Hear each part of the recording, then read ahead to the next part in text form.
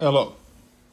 This is the second time I'm recording this because I did this yesterday and it was really a rambling mess, more so than usual. Because if you watch my videos, a lot of them tend to be quite rambly, but I want to do this album justice, and so I felt I would re-record. Yeah, so if you watch the video preceding this one, which was actually done last week, that was the package arrival of the two albums by O, which is the pronunciation. I wasn't sure how to pronounce it, but apparently it's pronounced O. O are a Chinese-based prog metal band. So Chinese-based, they have 3 Chinese members and 1 American member. And they just, about a month and a half ago, or a month-ish ago, they released their second album, which is this one here, 2, Frailty. Now, I purchased their first and second album together. That's what was the video before this. And I'll talk about the first album in another video because I want to do this album justice. And I don't want to kind of jam in 2 albums at once. So I know I usually talk about secondhand CDs and all that, but sometimes I add new things that I've bought, and this one in particular, it's kind of made a big impact on me, and so I want to talk about it. So I found out about these guys, as is mentioned on this album sticker, produced, mixed, and featured by the mastermind Devin Townsend. The Devin Townsend is an artist who has been a part of my life for the better part of 25 years, I guess. He's been kind of a constant. His music has been a constant in my life, and is kind of probably in my top 5 favorite musical artists for me of my life. Probably. And so when he recommends something, I usually will give it a listen because he's someone whose opinion I respect. And it's not like, I'm saying that as like, I think he's like, I'm not saying that because I think he's, I don't know, some special human. Like, and he is an amazing musician and writer. But when someone who makes music that you really enjoy recommends something, you think, well, probably it's going to have some of the similar elements of the stuff that he produced that I like, so why not? So in the past, I have listened to things he's recommended, and to be honest, so some of the things I haven't really thought that much of. He talked a lot about the band Periphery a few years ago. I think he was on tour with them. And I've listened to Periphery on his recommendation, and they're not bad. They're actually quite good, but nothing really special in my opinion. It kind of left me a bit cold. And there's been other bands he's recommended as well. And similarly, I never really, nothing really knocked me out. But he said he was featured on a song on this album and he produced it. So I think, okay, well, I'll definitely give this a listen. And the first song I listened to is actually this track 2 on this, the song Purge. And to be honest, I'd probably say that's maybe one of the weaker songs on this album. A good song for sure, but in comparison to the other songs, I think it's actually not the greatest kind of advertisement for the band because I think they're much more dynamic and broad than that song. So it's interesting they chose to feature him, or he chose to feature on that song. But anyway, that was my kind of introduction to them. I like that song enough to listen further, because sometimes you listen to one song and think, yeah, it's okay, and then kind of forget about it and never listen again. Fucking that happens to 99% of bands I listen to. But there was something about that song that I liked enough that kind of led me to listen to more. And I think the next song I listened to was off their first album. I think it was Mountain. And that song kind of knocked my socks off. And that first weekend, this would have been, I think, in early April, late March, I kind of went on a listening binge of their first album and the first 2 singles off this album. The second single is Frailty. And that really kind of sealed it. There was just something. I was saying this in the video I recorded of this the other day that I'm not posting, is that there's something about their music that is different. Not, how can I put this? It was actually a quote. Maybe I'll try and find this quote. I think someone said it, and I thought when I read it, that actually kind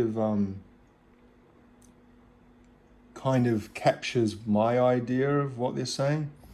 Well, of course, probably can't find it when I'm trying to. Oh, here we go. The head of Inside Out. So they're on the Inside Out label. Thomas Waber, I guess. Waber, I think it's German, so Waber, described O as very unique and modern, but still familiar sounding. A rare find these days. Very unique, yes, and modern, yes. So it's got a modern sound to it. It has an original sound as well. It doesn't, all those progressive, these guys are classed as progressive metal. It says here on the sticker, progressive metal band. And I think that's kind of underselling them because they're much, again, broader than that and have a lot of different things going on than just the typical prog metal. Because when you think of progressive metal, so many of those bands use the same templates, kind of that Meshuggah sounding drums and the gent guitar and the kind of wacky time signatures. And these guys have got that in some parts, but they have so much more.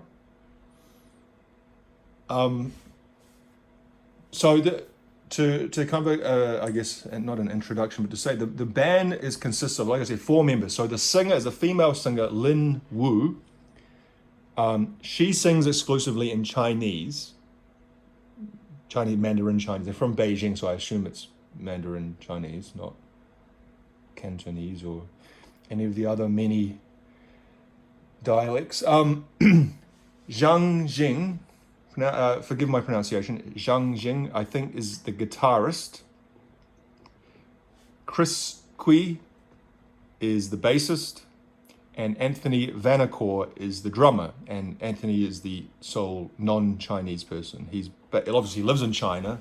I think I read he went over there a fair while ago as a teacher, which a lot of people do. A lot of people go to live in Asia to teach whatever they might be teaching. And I guess he had a background as a musician, and he formed a band together with these members. The band lists Devin Townsend, The Gathering, and Radiohead as primary influences. 3 great artists. Now, after I listened through, over the weekend especially, I kind of listened to this on repeat, so that I feel very familiar with the album now. At the same time, it takes sometimes months to really fully, especially music like this, fully capture it or understand it or absorb it. But after I listened to it a few times, I went and looked at some of their stuff online. And for example, the singer Lin Wu, she had a few kind of mini clips, video things where on her social media where she was explaining the lyrical content of some of the songs, which was interesting to hear. And something also interesting was each band posted a Spotify list of their influences. And that was really interesting to see because you can, reading through the bands or the songs that they chose, you can really hear those influences in the music. So for example, the drummer, he kind of seems like the more metal person in the band, just based on the bands he chose, such as Strapping Young Lad, The Gathering, Tool, but also I think it's Dream Theater, Rush, so there's the prog side, Nostromo Pilots. Oh, that's right, the Canada's theme. Actually, when I was listening to it, I was like quite impressed. Well, not impressed as though it's like some, but it's from Akira. It's a famous, from the Akira, the Japanese anime from I think the late 80s. The soundtrack of that, which I used to listen to a lot about 5 or 10 years ago. And this is Canada's theme. I'll see if I can play a little bit of it. the drums starting up. I'll fast forward it.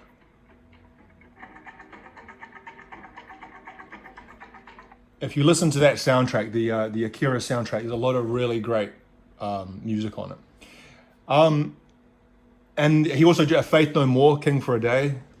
And the Devin Townsend song he chose as his inspiration or the influence in this album was Sprite, which is from the Empath album, which is probably one of my favorite songs off that album. At least the first half of it. Not as big a fan as the second half, but the first half of that song I really love. So that guy's kind of more based in kind of alternative rock, metal, prog. Then when you look at Chris, the bassist, his influences are a lot more jazz fusion, blues. So he's got here Pet Metheny Group, Nils Lundgren, the Eagles, Victor Wooten, Charlie Hayden, Stevie Ray Vaughan, three songs by Stevie Ray, so I really like Stevie Ray Vaughan. Extreme, the band from the 80s. Then the guitarist, where's his one? I can't find his one now. His one was, again, a mixture of kind of some ambient. I think he had like the Blade Runner theme in there. Can't even remember what he did, but I remember I was quite impressed by his one as well. Now I feel bad I can't refer to it. Then Lynn's, her one, the vocalist, are much more vocal-oriented, vocal-based. So she chooses Moses Sumney, a couple of songs by him. Celtic Woman, if you remember that, from the 90s. It's kind of like, again, kind of almost like Enya Clannad-esque type vocalizations from female voice.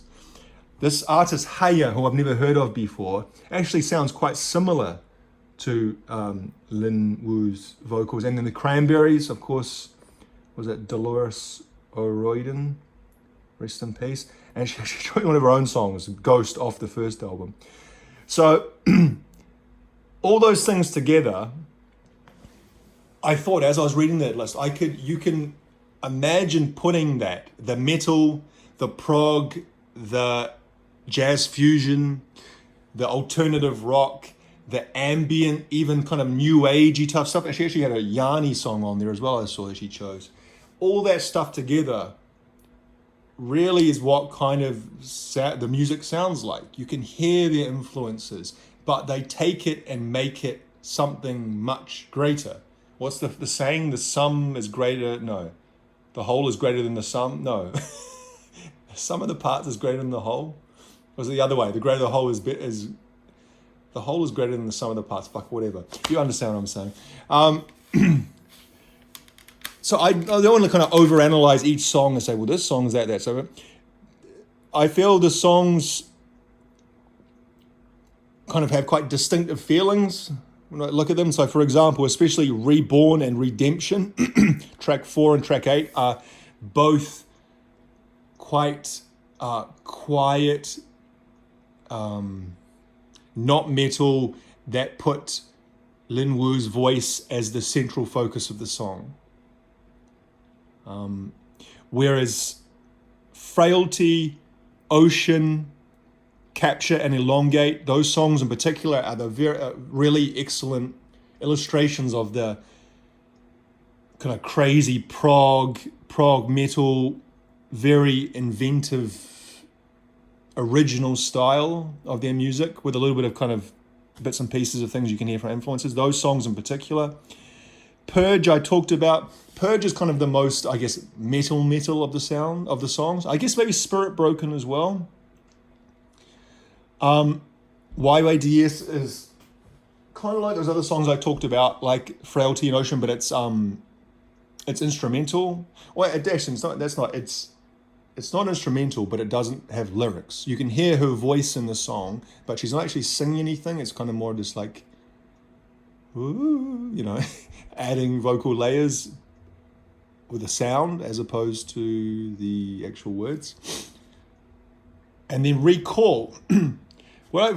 Recall has a kind of, when I try to talk about music in depth, I never feel I have the vocabulary or the depth of knowledge to explain it, but it has a vocal phrase, or almost like a callback to the first song, Frailty. There's this kind of vocal phrase that kind of repeats through that song, Frailty, a lot. Dee da, something, something. And I think in that last song, what is it? Recall, which is, yeah, I guess that's maybe the idea. You hear that same vocal phrase again in that song. Like they're kind of, like maybe the album art is like a circle, you know, we see it there and there and there. The idea of kind of the beginning is the end, is the end is the beginning. And she talked about in the song, in the videos where she's explaining some of the lyrics, the concept of reincarnation and life, death, rebirth, decay, especially in the context of nature. She does talk about that quite a lot in a number of the songs. So maybe that's kind of the overall theme of the album, this kind of the cycle of existence, of whatever it might be. So we have lyrics in here, but it's all obviously in Chinese and there's no English translation. I think one of the YouTube videos, I think Frailty has English subtitles if you so choose. And that song, she's talking about plants, I think. Like, yeah, I'm not going to kind of memorize what she was talking about in another language, but there you have the the lyrics in Chinese, obviously. You know, I said Purge, that one she's talking about, that was kind of interesting. She's saying that when you're born, when anyone's born, they have their original voice. You know, I guess their spirit or whatever, however you want to convey that. And as you live and you go through existence, you kind of collect experiences and I guess the scars and the effects and influences of the experiences and people we have meet in our life kind of layer upon layer upon our consciousness or our soul or our brain or whatever.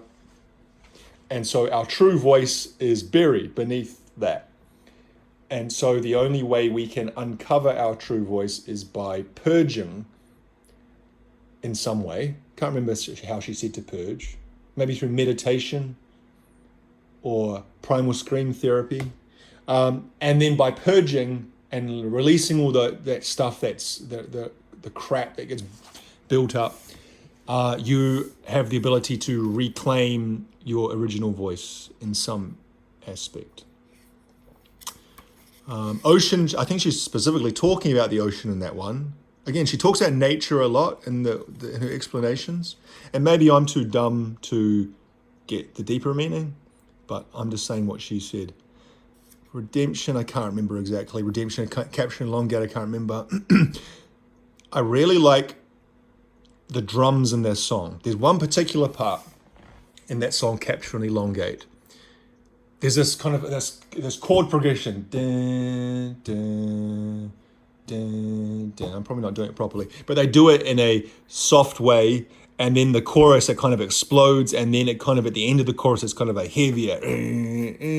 And there's this part before the chorus, I guess it's the pre-chorus, where it goes very quiet, and it's just kind of like, I think like a keyboard doing the sound.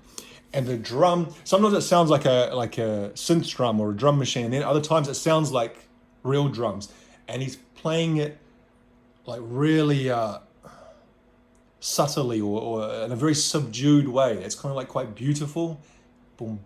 I can't explain it. But as I've got older, I've noticed that I've really come to appreciate the ability to play delicate drums, especially a drummer that has the range to play both super heavy, you know, John Bonham heavy foot, but at the same time can go to the other side of the spectrum. And I've noticed in songs, not just this band, but in songs, I noticed that kind of stands out to me a lot more. That kind of, another one was I was listening to recently, sorry to go off topic, was the song Good Morning Captain by Slint. And there's this part he does there with his bass drum. I can't explain. I'm not going to explain it. Listen through to that song and see if you can hear the part I'm talking about. It's not like fucking super technical or anything. It's just the way he does it. Oh, I better answer that soon. And then Spirit Broken. Quite a straightforward, that song, that one. YYDS, I said, is the one with no, it says no lyrics. And then Reborn, very kind of beautiful song, and then comes back to the Recall, tying it all in a neat little package. So yeah, it's a brilliant album, I guess, is my my analysis or my conclusion after about 5 days of listening to it, or 6 days listening to it pretty consistently. You know, easy 10 out of 10, 5 stars, however else you want to rank it. Now, like I said, sometimes I need time, and that analysis or that conclusion might change. I don't think it will. I feel like there's a lot more in the album for me to get, but even at this early stage, I feel it's one of the best things I've heard in a long time. And, you know, recommending music is always pointless in some way. Well, it's not pointless, but you have to know who your audience, and like, so I was going to say 99%, 100% of the people I interact with in my daily life, my friends, my workmates, my family, don't listen to metal or prog metal, or even kind of, I guess music is not really a part of their lives in the way that they need to even think about it. So I wouldn't recommend it to those people because it would just be weird. But if you are a music fan, and you're interested in something new and original and different and really doesn't sound like a whole lot else out there, I thoroughly recommend this album. Just to give it a listen. Listen, I'd say a good introduction is the song Frailty, or Ocean, or Capture and Elongate. And if you really want to hear her voice, Redemption and Reborn. You know, I was thinking, driving home the other night after work, I was thinking, why do I, what, not why. Sometimes I overanalyze music. This is the thing I have a tendency to do. When I like something, or I find out about something, I tend to kind of go too deep into it and overanalyze it. I was thinking, at the end of the day, the reason I love music and why music is kind of a central part of my life is that it's not that aspect of it, the how was this produced and who engineered it and what were the engineering techniques and what this instrument or that instrument. It's about, at its most base, how it affects you emotionally. And you're growing up, you hear music, and if you're lucky, you know, you can really, music can have a massive impact on you emotionally. And I say that's true for me, is that like, it touches me, music touches me more deeply than any other kind of external media, apart from other humans. I say other humans, or nature, let's say other humans and nature has the ability. But I want to talk about, I guess, like art.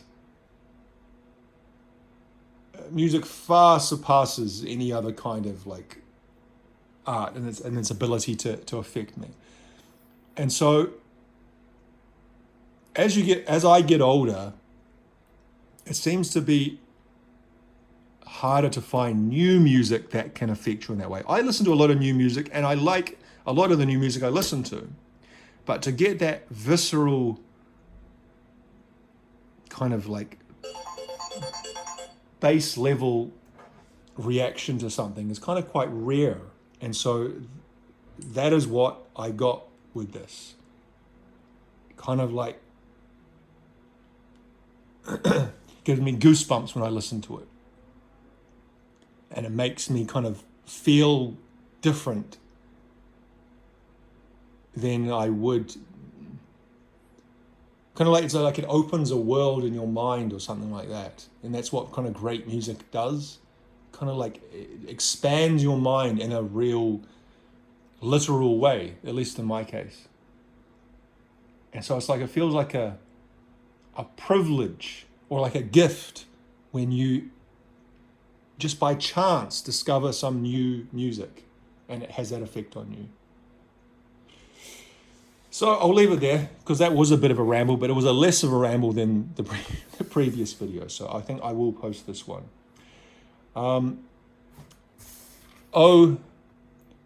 Album 2, Frailty.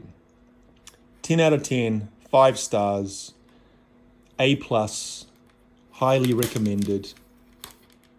If anything, too short, just 9 tracks, but great, great album that I feel lucky to have found.